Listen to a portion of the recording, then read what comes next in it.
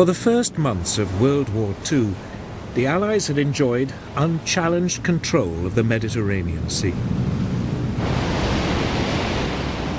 Britain's oil supplies from the Middle East passed through it undisturbed, and communications with the Empire in India and the Far East were secure.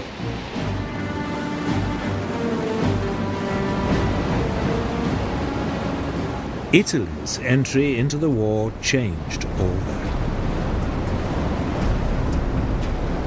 Its naval fleet was modern and well equipped.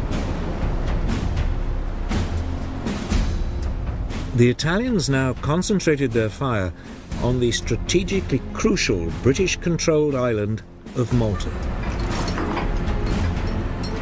The island was an important refueling base for British submarines and aircraft in the eastern Mediterranean.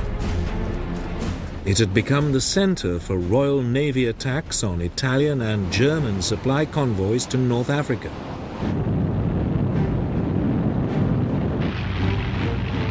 In summer 1940, Italy bombed it.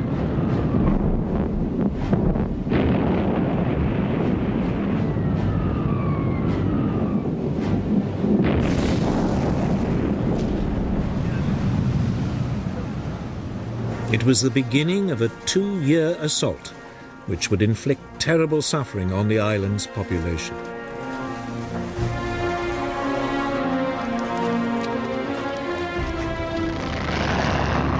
Yet for all Malta's strategic significance, Britain was caught on the hop.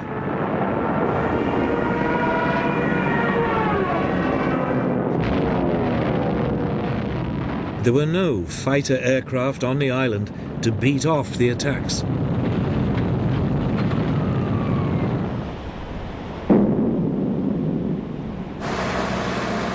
Then, almost by accident, 4 Gladiator fighter biplanes were found in crates on the island.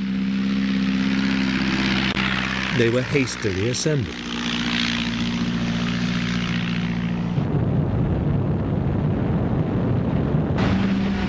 The aircraft put up a fierce resistance. For 3 weeks, the fate of Malta remained uncertain.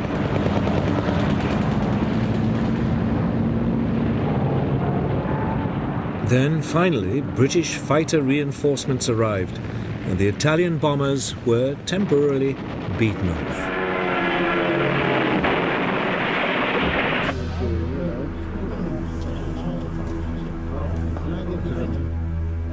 But it was now obvious to the British that they had to do something if they were to keep a toehold in the region.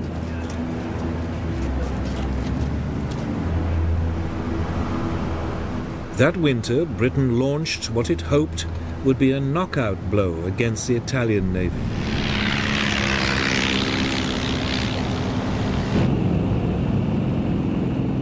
On the evening of November the 11th, 21 Swordfish torpedo bombers lifted off an aircraft carrier.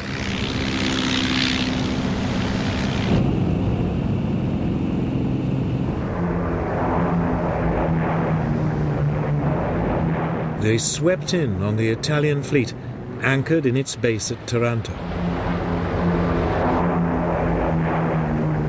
The Italians hadn't expected it.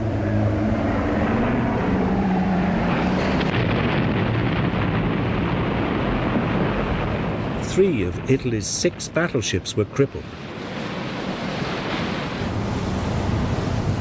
4 months later, Britain struck again.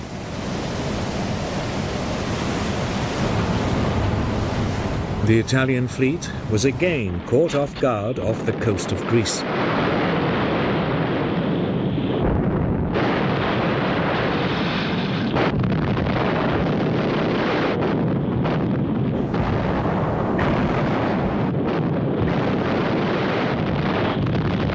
A 4th Italian battleship was damaged.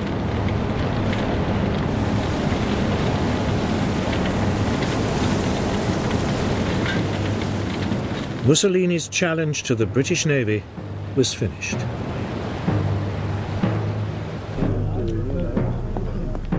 It was a turning point for Hitler, too. It was now clear that Italy could no longer be depended on to maintain control of the Mediterranean. It meant his supply lines to North Africa were at risk of being cut off. Germany decided to take a direct hand.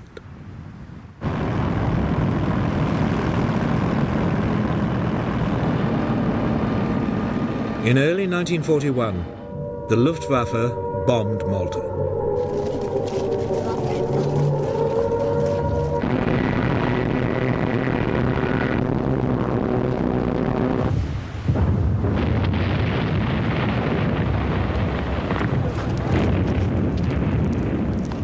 The island took another severe battering.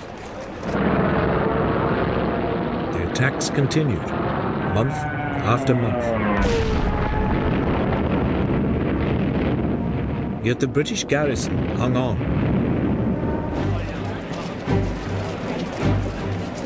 During an interlude in the German bombardment in autumn 1941, it even managed to step up its attacks on the Axis supply convoys to North Africa.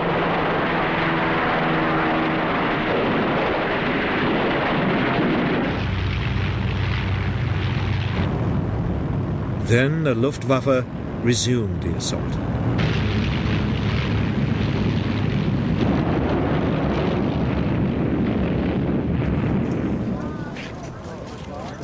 But despite the battering, the people of Malta held on.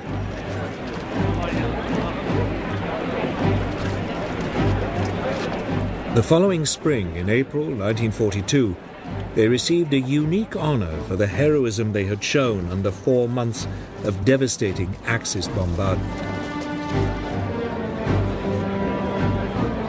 The island was awarded the George Cross, Britain's highest award for civilian courage.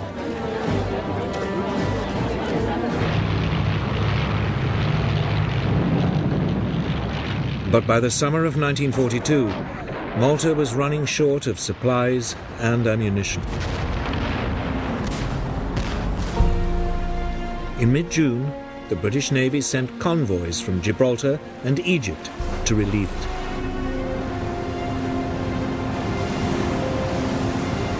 But the Germans were waiting.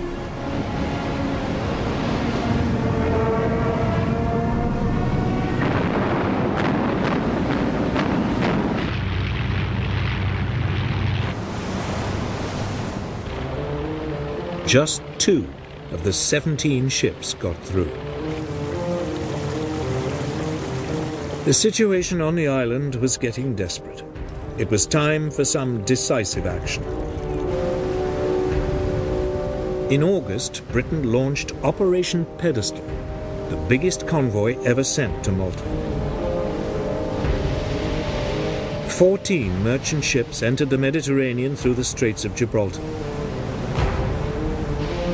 They were accompanied by a large naval escort.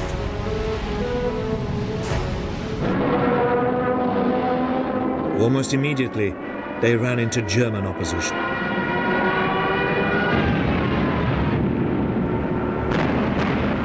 For 3 days, there was a ferocious sea battle as Axis submarines and aircraft attempted to stop and sink the convoy.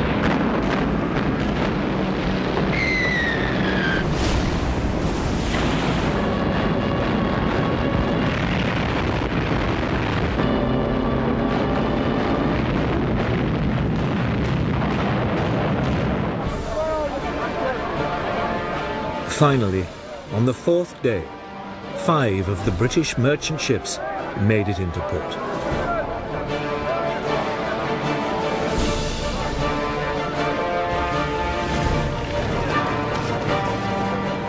They brought with them just enough supplies to keep the island going. Malta had been rescued. It meant the Allies could continue to harass the Axis supply lines to North Africa. It was a strategic advantage that was about to prove crucial to the future of what would happen in North Africa.